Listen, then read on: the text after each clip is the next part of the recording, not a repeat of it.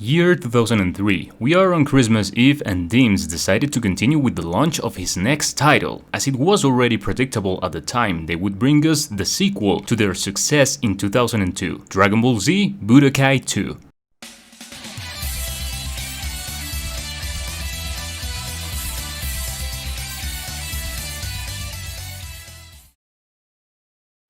Released on December 4, 2003 for PlayStation 2 and practically a year later for Nintendo GameCube, Budokai 2 sought to continue with the formula that gave success in its first installment, a Dragon Ball game faithful to the series and with a more serious combat system for young people who were more introduced at this moment in the already marked 2D arcade fighting style or with polygonal technology of the time. Only this time they applied the concept of bringing the same but different. What do I refer to? Well, for many, Dragon Ball is a love that will never die. We'll still love it even when it keeps refusing to grow up, and Bandai knows it. That's why it has been releasing video games focused on refining and adding a formulas for so long instead of changing it from the roots. This game is one of those examples, and one of the first ones in fact. Let's start fully with the game to better understand what I want to achieve. As always, the story mode. This has a more original concept if you want to call it that way. It is a kind of board as you would see in a board game. You can move according to the paths available in the environment until you reach the final objectives of each scenario, which are normally the main enemies of each saga, get a specific article or reach a determined point. You have a limited number of moves to advance around the board, and by limited I mean only one per turn. The enemies on the board also have only one move. Well, that varies with respect to the level at which it is. In each of the spaces you can find not only rivals but also objects to enhance your powers and clues to find valuable items. Abilities may be active or passive. They can be activated in the middle of the fight and also before it starts. You can select a partner to accompany you to complete the board or even more than one partner on certain occasions when the situation demands it. When you beat the main enemies in each scenario, they don't disappear entirely. You just keep them temporarily to a side of your space.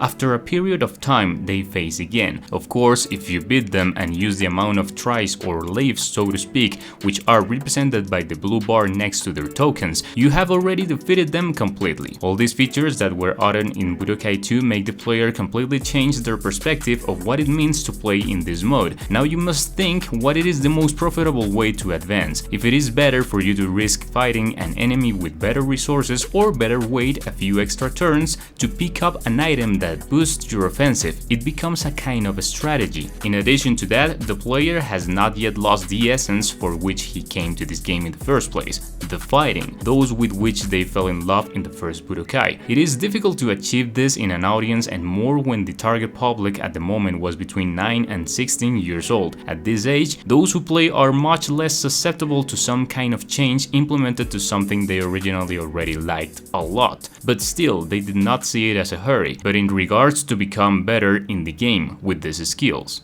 No story mode. You have no new characters and you have no better skills, as simple as that. But also it calls my attention that the story is not being told chronologically, but they mix the most relevant adversaries within each saga on the same board until you beat them. Or sometimes they can go completely random and put you in the Red Patrol Tower with Frieza and a few other Ginyu forces. There are rare things like Dr. Gero has Cybermen to fight against you, or that they revive Frieza and Cell in the Majin Buu saga and then he absorbs them, completely changing their designs, which by the way I don't dislike it at all and reminds me a little to the fanfic of the moment, but well, at least it doesn't feel bad to play something different from what we already know by memory. Oh, by the way, the game places a lot of emphasis even in its cover that now the Buu saga and its characters were included, so I was a little intrigued to see how they would develop the phase of the story where Buu is. That's why I can say that I was satisfied. The phase of the Majin Buu saga, mainly the Super Buu arc with Gotenks and Gohan absorbed, seemed to me very well achieved. They found a way to increase the difficulty of the mission without only needing to make Buu's hits take a lot of your life and you take little. It's simple. The board here is designed to make it hard to move across it, to find your allies, Why do you want to meet them, you say? Well, because you handle Goku to a greater measure, and the companion you must find is Vegeta, so that they make the fusion and we can defeat Buu. The problem is that he doesn't let you move freely without having to face him in your base form. He can move 2 spaces per turn, and he can interrupt your check advance so you don't meet Vegeta. The game is encouraging you even more to use the strategic method in this new game mode to reach your goal. It is very practical. They can press you to the point that you have to use some partners as bait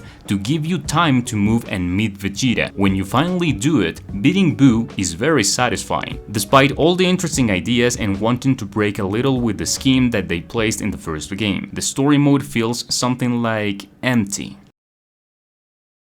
We have passed to the gameplay section, the changes in mechanics and decisions in art as well as the different game modes. In the first instance, the designs of the character models and scenarios had a different tone. Now they do not look like model without marked edges as in the first Budokai. This time they changed the design by adding this more pronunciated outline that made the characters stand out above any other element in the environment. A change that personally I think was the right one. The previous modeling could almost seem to be made out of clay. Now, in fights, the camera perspective could shift a little more to a familiar 3D person angle, with the opponent further in the background. But this didn't happen in all occasions. It happened more than everything when your rival or you were stuck to one side of the stage. The whole aspect of the gameplay in general felt very similar to the first game. Clearly, it is not that those of them have had not a lot of time to include new mechanics to a marked game style that they already had. There is only 1 year difference between both games, but they took the bother of adding certain things whether they wanted it or not. They were creating a great identity for the Budokai over the years, although we will mention them more in depth in the video. The game modes like the classic tournament offer a very direct experience, fighting, nothing else. And well, that's what you're looking for, right? Even so, I just feel a little unnecessary that the fights of the characters that we do not control, we have to see them until they kill each other. The rest is very direct, with launch mechanics outside the ring and easy to understand. I found the training mode very entertaining. We control Goten, one of the new characters added. All our knowledge helps us understand the mechanics of the game one by one and do this throughout their own personality.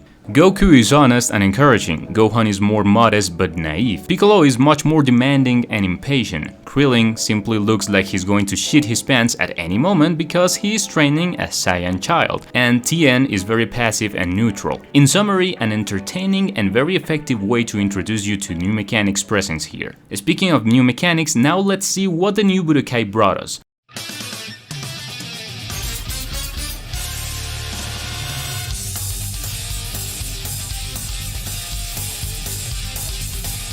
The controls were about the same, but extensions were added to make handling key attacks more practical. Remember when I said in the previous chapter that the first Budokai had been the most difficult of the 3? Well, with this type of new controls, the learning curves for new players began to dampen a little. Therefore, its difficulty was also seen reduced. These special attacks now require to press only 2 commands at the same time, but if you wanted to deal more damage in a combo, the longer spread options were kept in the game as a kind of reward for those who learned to play more aggressively and creative. The performance of ultimate attacks seems to me a good inclusion. They feel like abilities that take you out of the context for a moment, even if they are not very unique for each character that uses them. Still, that's good in these types of titles, which tend to be a little repetitive, even though that's not their intention. Sometimes this factor cannot be avoided. I still didn't understand some crashes with minigames. I was supposed to press all the buttons at the same time, but I could not win against the opponents. I guess I did not grab the trick. An element was included where you could send your rival to another side of a mountain, breaking the scenario, something that would be polished and included in games today like Dragon Ball FighterZ. Fusion works by putting the opponent away with a specific combo. The inclusion of the ultimate already felt like a necessary advance. There are 31 characters now, counting the 2 fusions of Vegito and Goten. Also, the number of costumes increased a lot compared to the first delivery. If we start to think, there were many new elements which were were implemented in this new arrival of the Budokai saga. Details that can be overlooked, but it is those small changes that make a big difference in structuring a style of your own game, which if you manage to polish it well, you can release a title with well-balanced mechanics, a wide and diverse roster of characters, and a memorable gameplay experience, something that luckily was achieved a year later, and that's why you cannot miss the next chapter, guys. The truth is that the Budokai saga had a much more notable growth than I had imagined, and we just had the first 2 games. I'm dying to bring you the next chapters and see what this mythical saga holds for us. Guys, that is all for today. Thank you very much for watching, and I will be watching you in the next video. Take care and see ya.